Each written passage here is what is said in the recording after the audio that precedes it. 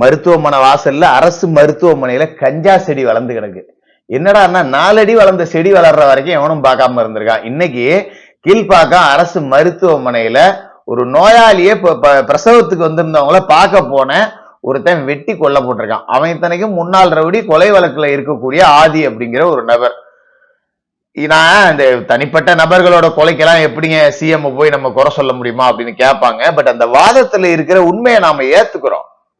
ஆனா மருத்துவமனைக்குள்ள பூந்து கொலை செஞ்சா எவ்வளவு பெரிய விஷயம் அது. அந்த தைரியம் எப்படி முதல்ல இந்த கொலகாரங்களுக்கு வருது, கூலிப்படையினருக்கு வருது? அதுதான் பர்சனல் மோட்டிவா இருக்கலாம், இல்ல ரிவேஞ்சா இருக்கலாம், எப்படி வேணாலும் இருக்கலாம், இல்ல பணத்துக்காக பண்ணதா இருக்கலாம், பழிக்கு பலியா பண்ணதா இருக்கலாம், எப்படி வேணாலும் இருக்கலாம்.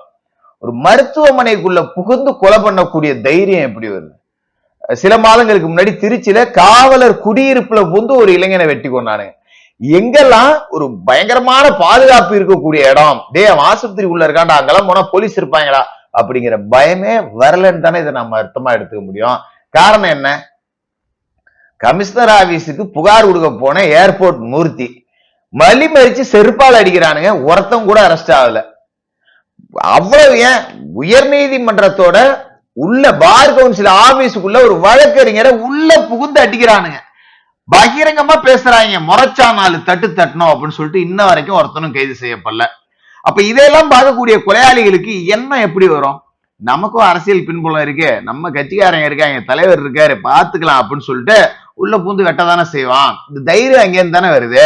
ஏர்போர்ட் மூர்த்தி மீது நீங்க குண்டாஸ் போட்டீங்க, எதிர்த்து முதல்ல அடிச்சானுங்களை பிடிச்சி உள்ள போட்டிருந்தா ஐயோ ரோட்ல எல்லாம் ஒம்பளத்தை அடிச்சா போலீஸ் 2 பக்கமும் கேஸ் போடுவாங்கடா, பயம் வருமா வராதா? பாய் கவுன்சில் உள்ள பூந்து அடிக்கிறப்பா, எவ்வளவு பெரிய தலைவா இருந்தாலும் ரோட்ல எல்லாம் பிடிச்சி அடிச்சோம்னா விஷயம் வைரல் ஆயுது, எவனா ஒருத்தன் வீடியோ எடுத்துறான், கேஸ போட்டு உள்ள போயிடுவாங்க, வாழ்க்கை தொலைஞ்சு போயிடும்.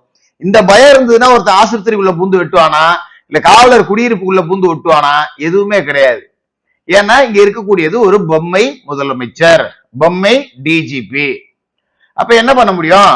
நம்ம கட்சிடா பாத்துடா, டே நம்ம காலண்டா இது அப்படின்னு சொல்லிட்டு அவன் தறி எடுத்தவன் தண்டல்காரன் அப்படின்னுட்டு அலையறான். அதுதான்